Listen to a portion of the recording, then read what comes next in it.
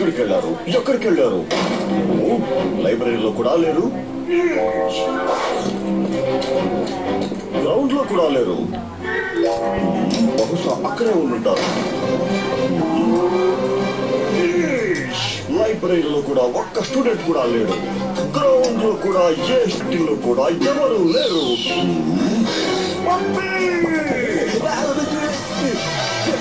చెప్పండి sir. Library, play ground, canteen అన్ని ఖాళీగా పడున్నాయి. స్టూడెంట్స్ అందరూ అసలు ఎక్కడికి వెళ్ళారు? స్టూడెంట్స్ సార్, మీరు హాస్టల్లో ఎప్పుడైతే టీవీ పెట్టించారో స్టూడెంట్స్ చదవడం, ఆడడం, అలాగే తినడం అన్ని మర్చిపోయారు సార్. రండి సార్, సార్, మీకు ఇప్పుడే అన్ని చూపిస్తాను. రండి రండి, త్వరగా రండి.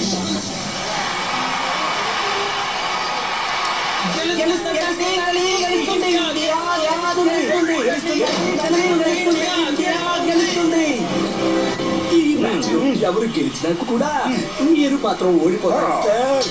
మీ బుద్ధిమంతులైన స్టూడెంట్స్ మీ కంట్రోల్లో లేకుండా అయిపోయారు. మాధవ్, రిమోట్ నా దగ్గరే ఉంటుంది. అస్సలు ఉండదు. రిమోట్ నా దగ్గరే ఉంటుంది. ఎప్పుడు అంటుంటే వాడిని ఫ్రెండ్షిప్ అంటే గోపాల్ ఇంకా మాధవ్ లా ఉండాలని, లేకపోతే ఉండకూడదని. కానీ ఈ రోజు ఒక టీవీ కారణంగా వీళ్ళ ఫ్రెండ్షిప్ లో దూరం వచ్చింది. అయ్యో లేదు, ఇది నా తప్పు. అందుకే దీన్ని నేను సరి చేస్తాను. ఈ రోజు వరకు నేను చేయలేకపోయిందని ఈ రోజు ఈ టీవీ చేసి చూపించింది. ప్రిన్సిపల్ సార్ కి గోపాలిక మాధవుల నిజ స్వరూపం చూపించిందిరా బాబా. ఈ టీవీని ఆపండి. ప్రిన్సిపల్ సార్, హాస్టల్లో ఒక టీవీ వచ్చేసరికి అందరూ చదవడం, ఆడటం, అలాగే తినడం కూడా మర్చిపోయారు. అంతేకాకుండా ఈ టీవీ గోపాల్ ఇంకా మాధవ్ లాంటి కూడా ఒకరితో ఒకరు గొడవ పడేలా చేస్తుంది. అయ్యో చీ. ఈ రోజు నుండి హాస్టల్లో ఈ టీవీ పెట్టకూడదు. అయితే తప్పి జాగ్రత్తగా ఉండు. ఈ రోజు నుండి ఈ హాస్టల్లో ఏ స్టూడెంట్ కూడా టీవీ చూడకూడదు. నేనుంటుండగా ఈ హాస్టల్లో ఎవరు కూడా టీవీ చూడలేరు సార్. సరే, ఇక పని మొదలు పెట్టు. ఇదిగోండి సార్, పదండి, ఇక్కడ నుండి వెళ్ళండి. ఏమంటారు? మీ 5 మ్యాచ్ కదా ముందే ఆలోచించారు కదా. ఏంటి పప్పీ షాట్ ఎలా అనిపించింది? గోపాల్ మాధవ్లు క్రికెట్ మ్యాచ్ చూడడానికి తప్పకుండా వస్తారు, కానీ చూడలేరు కదా. అంతకన్నా ముందే నేను వాళ్ళని పట్టుకుంటాను. తప్పకుండా పట్టుకుంటారు. చూసుకోండి. గొప్ప, ఇది ఇండియా ఫైనల్ మ్యాచ్. చూసి తీరాలి కదా. మనల్ని మ్యాచ్ చూడనివ్వకుండా ఎవ్వరూ ఆపలేరు. నువ్వేం చేయడానికి వచ్చావో అదే చేయడానికి. ఒకటి మనం గొడవ పడచ్చు, లేకపోతే కలిసి టీవీ చూడొచ్చు.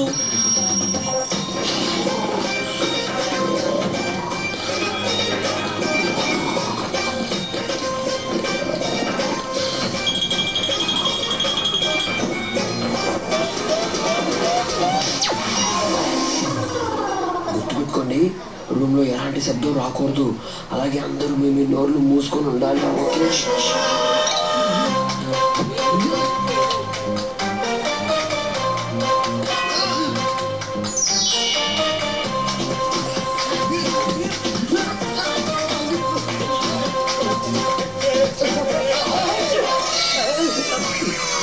లక్ష్మణ్ తుమ్ము. చీమ ఎప్పటి వరకు పంచడానికి దూరంగా ఉండగలదు. నాకు తెలుసు మీరు టీవీ చూడటానికి తప్పకుండా వస్తారని.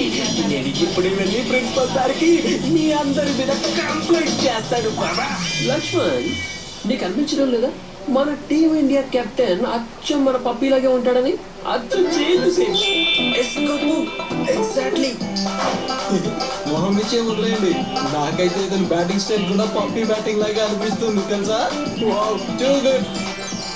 అవునా నన్ను కూడా ఒకసారి చూడనివ్వండి అయినా ఇందులో ఏముంది నేనైతే ఇంతకన్నా బాగా బ్యాటింగ్ చేస్తాను తెలుసా నేను కాలేజ్ టీమ్ లో బ్యాటింగ్ చేయడానికి వచ్చినప్పుడు ఫీల్డర్స్ అందరూ కూడా గ్రౌండ్ బయట నిలబడేవారు అబ్బా ఎందుకు ఎందుకంటే పప్పి బ్యాటింగ్ అంటే అర్థం సిక్స్ల మీద సిక్స్లు బాల్స్ అన్ని తిన్నగా గ్రౌండ్ బయటకు వెళ్ళేవి బాబా వావ్ పప్పి మీరు నిజంగా జీనియస్ సీరియస్ ఏంటి గిన్నీస్ అంటే గిన్నీస్ రికార్డ్ లో నా పేరు ఉండేది ఒకవేళ పట్టువద్దకు సార్ నన్ను ఇక్కడికి తీసుకురాకపోయింటే నేను ఈరోజు ఇండియా టీం కి క్యాప్టెన్ అయ్యి ఉండేవాడిని బాబా పప్పి బ్యాట్ తిప్పాడు ఇక కొట్టాడు. పప్పి ఒక అద్భుతమైన స్క్వేర్ కట్ ఇక బాల్ తిన్నగా గ్రౌండ్ బయట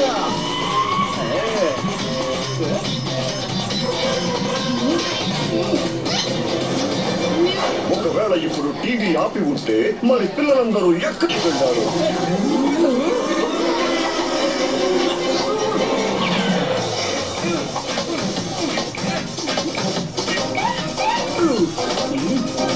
డోంట్ డిస్టర్బ్ నేను ఇండియాకి క్యాప్టెన్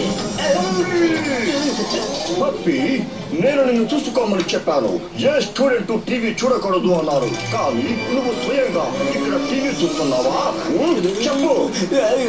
సార్ నేను కాదు ఆ గోపాలిక మాధవ్ మ్యాచ్ చూస్తున్నారు సార్ నేను వాళ్ళందరినీ పట్టుకోవడానికి వచ్చా ఆపు ఆపు, ఇక్కడ నువ్వు తప్ప ఇంకెవ్వరూ లేరు.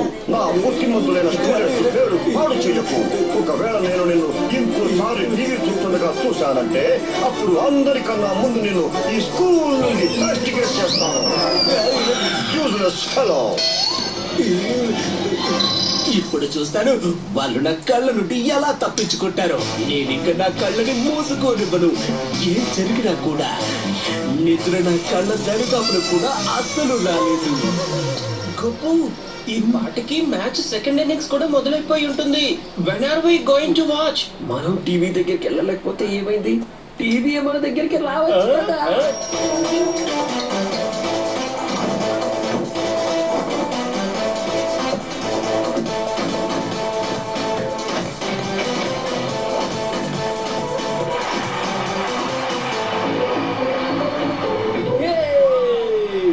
What a shot! Great shot! Yay! Yay! Hey! Go six! Laxman TV దానికన్నా విండో వైపు ఎలా తిరిగిపోయింది? దెయ్యం గియ్యం ఏమీ ఉండదు. ఆగు, నేను చూస్తాను. ఇప్పుడే దెయ్యానికి దెయ్యం, మనిషికి మనిషి చేసేస్తాను. అలాగా, ఇది మనిషి కాదు. గొప్ప, ఈ దెయ్యం పేరు మాధవ్. ఏంటి మాధవ? నా రూమ్ లోకి రావడానికి నీకు అసలు ఎంత ధైర్యం? టీవీని రూమ్ లోకి తీసుకురావడానికి నీకు ఎలా ధైర్యం వచ్చిందో అలానే అర్థమవుతుందా నీకు? విను, లెట్ ఇట్ బి. మనమంతా కలిసిమెలిసి ఒకే దగ్గర టీవీ చూద్దాం. సర్లే సర్లే. చాలా సేపటి వరకు నిద్ర పట్టేసింది అనుకుంటా ఈ టైం లోపల గోపాల్ మాధవ్ 4 సార్లు గోల్మాల్ చేసేస్తారు ఈ వీళ్ళ చిత్రము ఎలా చల్లారిపోయింది ఓకే అల్లారడం అంటే గుర్తొచ్చింది నాకు చాలా వేడిగా ఉంది కొంచెం ఫ్యాన్ వేసుకుంటాడు బాబా ఇప్పుడు బాబా ఏమి బాగలేదు బాబా టీవీ డబ్బా అయిపోయిందండి ఎక్కడికి పోయింది టీవీ శబ్దం గోపాల్ రూమ్ నుండి వస్తుంది ప్రిన్సిపల్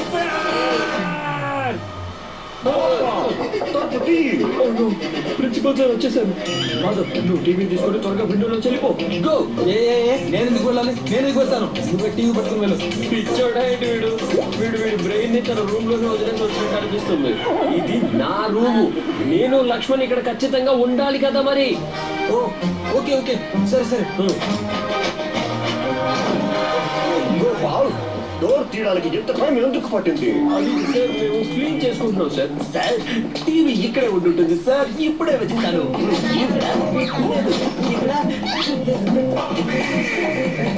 టీవీ ఎక్కడికి పోయింది సార్ అది టీవీ కాక్రోచ్ కాదు. టీవీ టేబుల్ మీద ఉంటుంది, బెడ్ కింద కాదు. సార్ టీవీ ఇక్కడ ఎలా ఉంటుంది సార్? టీవీ ఎప్పుడైనా సరే కామన్ రూమ్ లో ఇక్కడే ఉంది కదా. పప్పి, నువ్వు అనవసరంగా నా బుద్ధిమంతులైన స్టూడెంట్స్ ని అనుమానిస్తున్నావు. ఇంకోసారి నా టైం వేస్ట్ చేశావంటే నిన్ను ఖచ్చితంగా రెస్టికేట్ చేస్తాను. ఈ టీవీ మళ్ళీ ఎలా వచ్చేసింది? ప్రిన్సిపల్ సార్ నుంచి కాపాడినందుకు థ్యాంక్ యూ చెప్పే తినాలి కదా గొప్పు. చెప్పు థ్యాంక్ యూ చెప్పు. నా రూమ్ లో టీవీ చూసినందుకు థ్యాంక్స్ చెప్పాల్సింది నువ్వే మాధవ్. అయ్యో ఇదేంటి థ్యాంక్ యూ అనుకుంటూ ఉంటారు బాబా.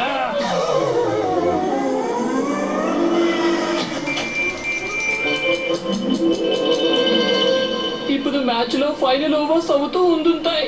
మన తదరాతతో మ్యాచ్ చూడాలని రాసిపెట్టి లేదు ఐడియా. మన మ్యాచ్ తప్పకుండా చూస్తాం. మాధవ్ రైట్స్ ఆపేసి దయ్యాద మ్యాచ్ చూద్దామా ఏంటి?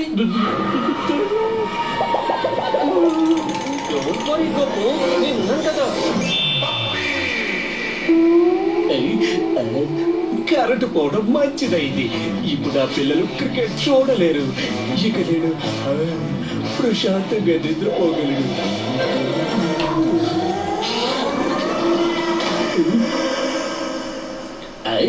దీపాలు ఆడితే చీకటి అయిపోతుంది కదా. ఈ కాళ్ళ కిందకి వెలుగు ఎలా వచ్చింది? తప్పకుండా ఏదో గోల్మాల్ జరుగుతుంది బాబా. ఈ స్విచ్చెస్ వచ్చేసింది, కానీ పిల్లలు బయటపోయారు. ఎక్కడికి పోయారు?